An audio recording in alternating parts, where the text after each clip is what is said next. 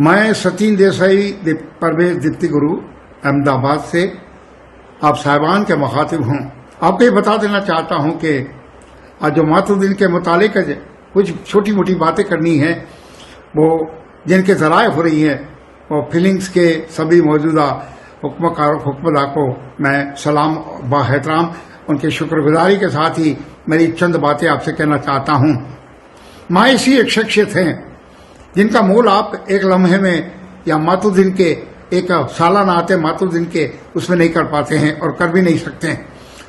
माँ दो जहां की हुकूमत की हाकिम है, वक्त की पूरी कायनात जो बदल सकती है ऐसी शख्सियत है तो माँ है। एक माँ जिसकी नाप को भगवान ने फर्जी तौर पे जिसकी नाप को इसका एतबार करके हकदार किया है कि आप अपने नुज़ूल से एक कायनात के बढ़ाओ, अपने औलादों को पैदा करो, औलाद को तमद्दुन और सिखाओ और पूरी कायनात में औलाद की रोशनी फैलाते रहो। उस माँ की अगर धड़कन को मुसलसल सुन के, उसकी माँ की नजर के करिश्मों को पाकर अगर आप चलोगे, उसकी खुशियों के दामन में चलते रहोगे, बरसते रहोगे और उसकी उंगली थाम के आप चलोगे तो मुकम्मल तौर पे आप पूरी दो जहान की कायनात का सफर कर पाओगे। ये बेशक और बेशक है, इसमें कोई संदेह की बात नहीं है।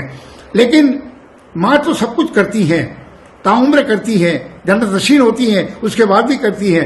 पर हमारा फर्ज लाजमी तौर पे क्या होता है, हम ये चाहते हैं कि अगर आपने माँ को उसके खिदमत में कोई कमी नहीं रखी तो मैं दो शेर से आपसे मुखातिब होकर कहना चाहता हूँ कि मेरी नसीहत क्या है।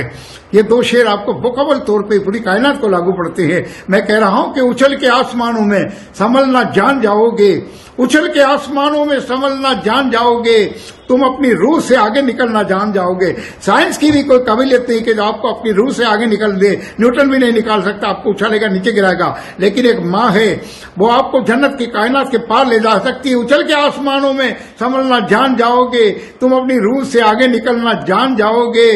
तुम्हें जन्नत की कोई सीढ़ी चढ़ने की जरूरत क्या।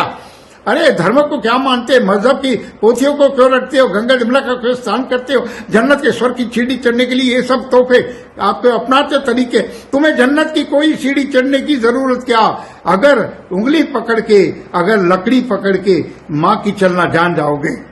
माँ कुछ नहीं चाहती। जिन्होंने माँ ने पूरी कायनात, ये जिस्म नहीं पूरी रूह आपको निछावर कर दी है, वो ये चाहती है कि बुढ़ापे में उसकी उंगली थाम के आपका दो कदम उसके साथ चलो तो उसे लगेगा कि मैं यहाँ मौजूदा दौर में अपनी संतानों के साथ जन्नत का ही सफर कर रही हूँ। और जो खुद ही माँ खुशियों के सावन को बरसाती है, आपको जन्नत का सफर बरकरार तौर पे कराएगी। दूसरे दो शेर माँ की खिदमत में जो बड़े मशहूर हुए पूरे आलम में, उसकी बात करते कहा कि लिखेगा नाम मेरा क्या कफन की चादर पे, किसी का हक नहीं कि मेरा नाम कफन की चादर पे लिख पाए। लिखेगा नाम मेरा क्या कफन की चादर पे, मैं आसमान को लेटाता हूँ मेरे सर पे। लिखेगा नाम मेरा क्या कफन की चादर पे, मैं आसमान को लेटाता हूँ मेरे सर पे।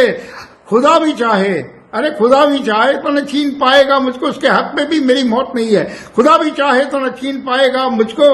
अरे बुढ़ापे में जो मेरी माँ का हाथ है सर पे, बुढ़ापे में भी आपकी माँ का हाथ सर पे या तो मौजूदा दौर में होता है या माँ नहीं है, जन्नत नशीन है, फिर भी अदृश्य तौर पे, नादीदा तौर पे आपको दुआएं का बरसात करती रहती हैं। वो बहाती ही चलती हैं, हम नहाते ही चले हैं और पाक होने का तरीका इससे बेहतर तो नहीं है।